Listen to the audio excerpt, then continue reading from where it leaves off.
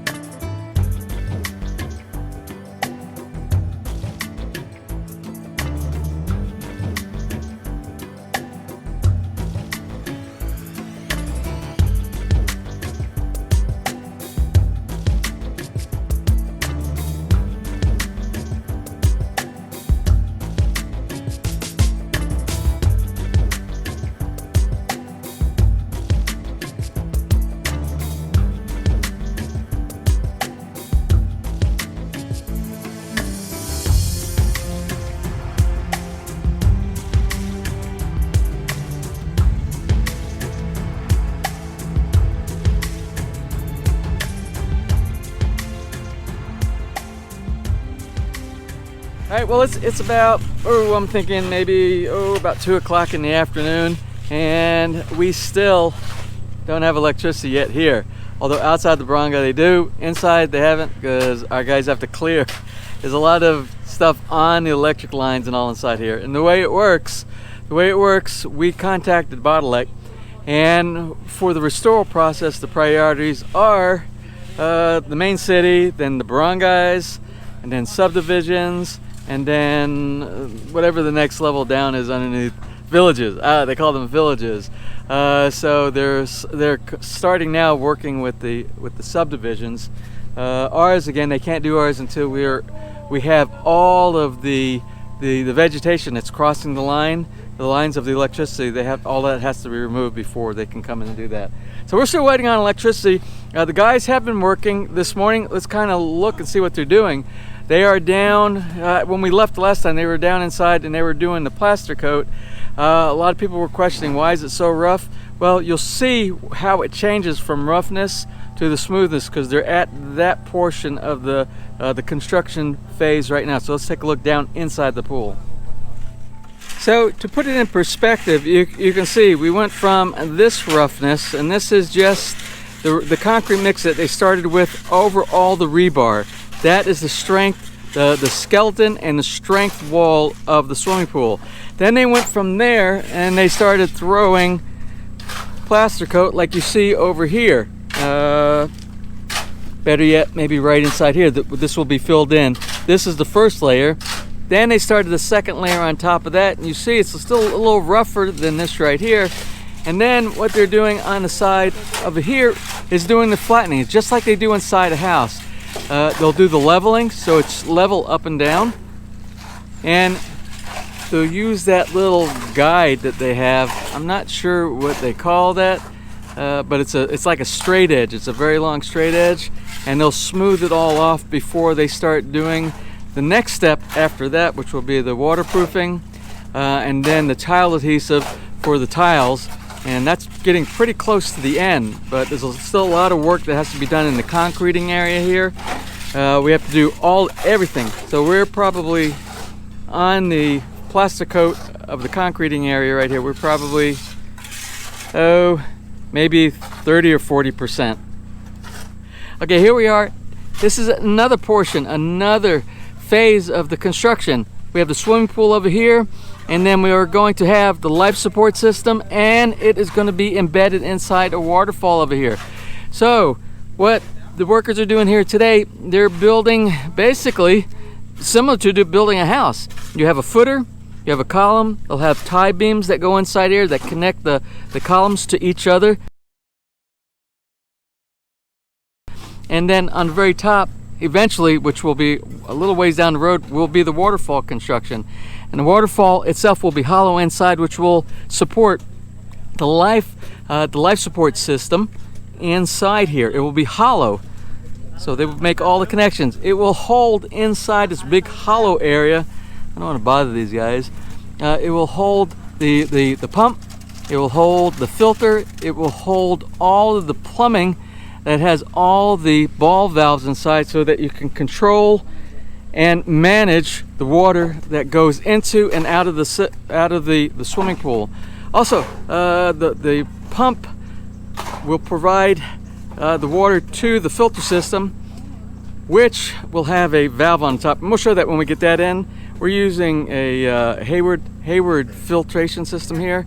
I have that in the US, the same exact type of a filter system. And you can do backwash, you can do flushing, you can do normal flow. It's got about 5 or 6 different functions on it for maintenance and for normal operations. We'll get into that when we get into the life support system. Now, I spent most of the morning doing a lot of cleaning up of all of the leaves and the debris, and tried to do some straightening of some trees around here. Remember, we're only one day out from the Signal 3, Category 3 typhoon that went through here. And I noticed, just looking from this tree right here, this is our apple guava. It's kind of leaning. I think we're going to have to rename it the Leaning Tower of Apple Guava, I think. Have to fix that. So you can see our pomegranate is back up. My gardener came in this morning and he secured this. He's got this straightened back up again. And these will happen if you have new plants inside your yard. If you have new plants, the root system isn't bound well enough. And if you have a big typhoon or a hurricane or something like that, you're gonna have the problem. But the good thing is mangoes. The root system on mangoes are massive and very deep and very strong. When you have a typhoon or a hurricane, what'll happen is a bunch of the branches and the ends of the mango will break off. I had lots and lots of these out here this morning I cleaned up. But the trunk itself is very strong, and the root system is very, very strong. That's why we are not that. If we would have had to move this had it been much closer to the swimming pool. Now this is my jackfruit. They call this langka over here in the Philippines, and it was leaning really bad. So what I did was, it's gonna be noisy over here by the generator, but for right now, until I get another support, I put one of these car straps that you secure your cargo down in the back, and I tied it to the bottom of my post over here, and I'll slowly move it back, and we'll put another type of support here to get it off of this concrete fence support over here. Now, you probably also notice I don't have nearly as much vegetation around Bahay Kubo than I did before. The papaya is gone. All the leaves, we actually cut down all the leaves on the bananas to try to save the bananas. Now I want to show you something that my gardener did over here, because we're so close, maybe within 1 month of getting bananas from these are Cavendish over here. and we are about a month, I'm gonna say about a month or 5 weeks out. So even if it still gets a little bit of support, you see it broke here and I thought we were going to lose this, but so you don't lose your bananas, this is what he did. He put some supports inside. As long as it's still touching and you can still get moisture through here, it will continue to mature these bananas here. And we have a lot. I would hate to have lost all these bananas. And I gotta tell you, I would have never thought of this. Again, I'm not a Filipino, but I'm becoming Filipino and I'm learning a lot. My gardener is a real good teacher. So this one is kind of uprooted. We're not even going to try to root it back down again. You'll see. But we will let these bananas survive, and we'll be eating those, like I said, maybe about 5 weeks. But the rest of them, we just kind of cut everything. And I have another one over here. We had to cut this guy off, but he didn't have any bananas.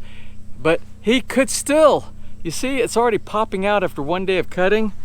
But I think we're going to cut him down all the way, and we'll save one of the suckers, one of the little children plants right here, and we'll put it center here.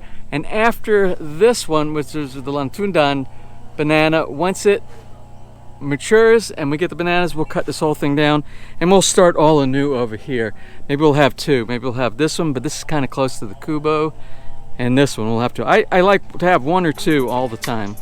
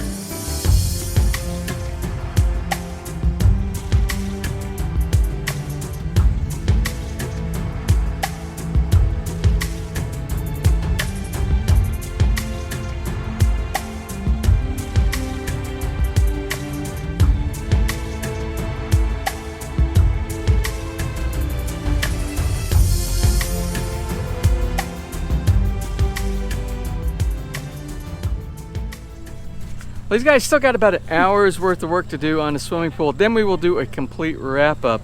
We'll show you everything that they accomplished today. Maybe we'll discuss a little bit about what they accomplished today. But before we do that, we have one shout out for today. It's one of our longtime subscribers, very long time subscriber. His name is John Parrish, but it's not for John. It's for his wife, Sherry. Sherry, and she is celebrating her birthday today on October 27th. Today is the 27th, right? Yes. Oh, then we got the right day. We got the right day. Well, anyway, to you, Sherry, Ness and I want to wish you a happy birthday, Sherry.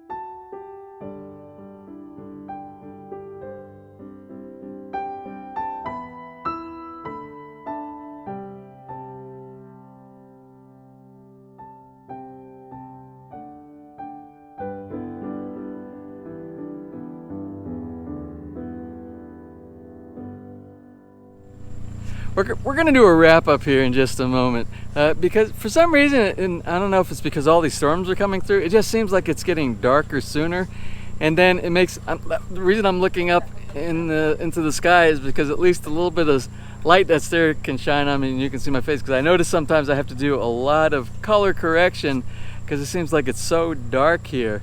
Well, maybe it's better if I'm kind of in the shadow and you don't see the scraggly beard and hair that I have. Anyway, I want to thank, before I go down inside to do the wrap up, I want to thank Dave and Emily, our friends from Rosario that have the farm down there. Dave and Emily, Balik Buying Farming with Dave and Emily. They stopped by a couple days ago and they dropped off some papaya and some other things from their farm. And Ness is using your recipe, guys. She's making for me tonight that I think it was kamote, the leaves that you use in Senegal. I hope I pronounced that right. But she is mixing that with your recipe that has to do with bacon and garlic and sauteing it all together. I look forward to that. Well, let's go look down inside the swimming pool area and talk a little bit about what they did today. Well, they're still working here and they're doing the kind of the finishing touch. Look how smooth. People were talking about how rough everything was and that didn't look right. Well, does that look right to you? Because it looks right to me. And eventually everything on the walls inside here will look like that. And they got quite a bit to do. They have to go all the way around. They did some over here. The reason you see this is kind of left open here and this is kind of left open here because this is the pedestal. This is going to be the pedestal for the foot of the bridge before we do our bridge area right here. I want a little walkway, a small area right here, and we talked about that at the beginning of the episodes on the swimming pool construction here. You see the guys, they're making the enclosure. This is the enclosure for the waterfall that will have the magic man. I'm going to call him the magic man, the guy that's going to come and make concrete look like boulders and stonework and all that kind of stuff. But this is the foundation. That's how you do it. You kind of make things out of concrete hollow block or concrete or formwork, and you do the support. This will be the strength of it, and then they'll do all the design afterwards. I'm really looking forward to that. I got to talk to you something we just got done discussing that has to do with our cacao tree over here. Now, I listen to you guys. I really do. I listen to you. And I kind of made a command decision. The cacao tree that has done so good this year, it just came to life, and well, it's kind of hurting right now from the typhoon. But we're going to remove it. We're going to move it to another place, and hopefully we don't kill it because this has a taproot. Remember we talked about the type of plants that you can put around your swimming pool, and you want something with a tap that goes straight down and not something that spreads out with big roots that can go and do damage and spread out into your wall of your swimming pool. Well, since this is kind of in the way, it's going to be in the way of our waterfall, and the waterfall is our feature here, the waterfall that they're building over there, and I don't want to block the waterfall. So tomorrow, me and my gardener, we're going to remove this. Hopefully we don't hurt this tree, but the problem is we have to find another spot somewhere that we can transplant it to.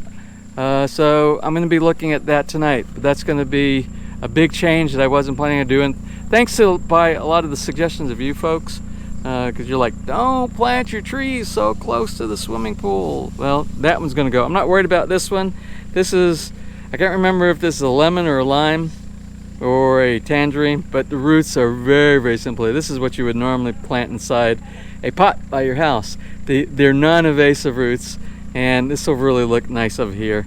We have the apple guava, and we're keeping the apple guava. Even though it's this close to the swimming pool on the side, I'm keeping the apple guava. I am saying to myself that this apple guava is not going to cause any problems with our swimming pool. Now tomorrow, my gardener is going to get some more bamboo stakes, and I'll show you some of the other things he did today before we close. And we're going to straighten up this apple guava tree here. The apple guava is, you can see, it's really, it looks like, I told you this morning, I said it's the leaning tower of apple guava. But we're going to fix that tomorrow. And we're going to leave it here. we are not going to remove it. I am going to take the risk of having it. We'll do aggressive trimming on this apple guava. I just think it's going to be so neat. It looks kind of sad right now, and I've got a lot of fruit growing all over the place on here on this apple guava. It's always produced real well, and this is the first time I'm allowing it to do any fruiting. But we'll straighten it, we'll prune it, and we're going to keep it here. I think it will be okay in this part of the swimming pool. I promised you before we close today, I was going to show you some of the work that our gardener Ponciano did. So this is our cashew tree over here. He just got it propped up right now. He took something and pushed it back. This is really a bad place for it too.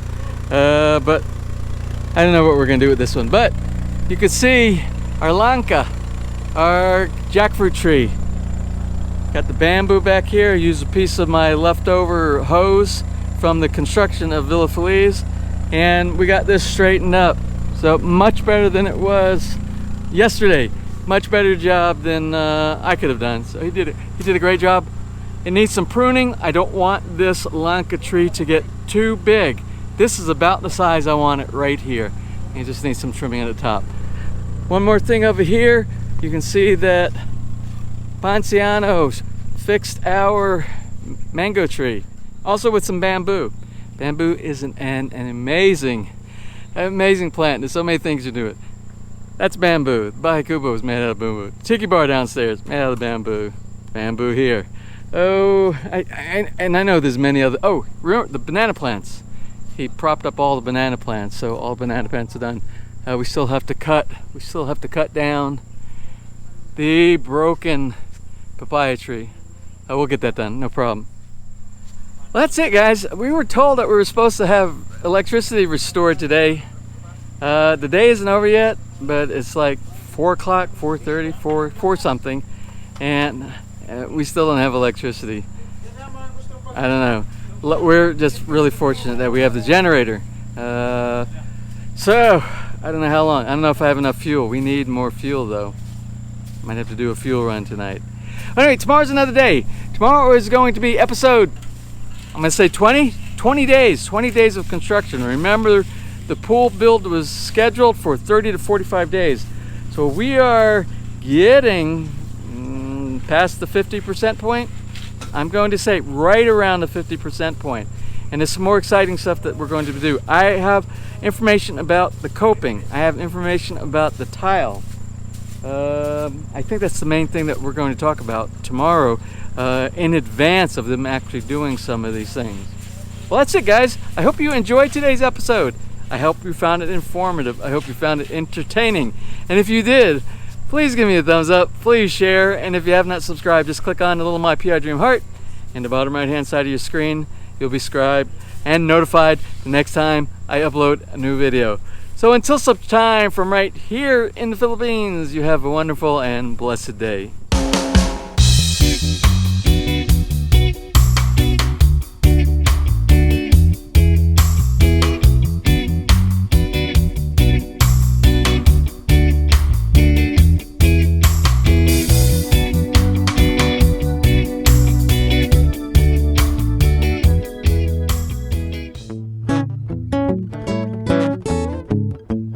If you enjoyed today's episode and you would like to see more just like these, just click on one of the helpful links over to your right and you might be able to pick up on some good information on DIY projects, how to, or if you're interested in moving to the Philippines and building, you'll find answers there as well.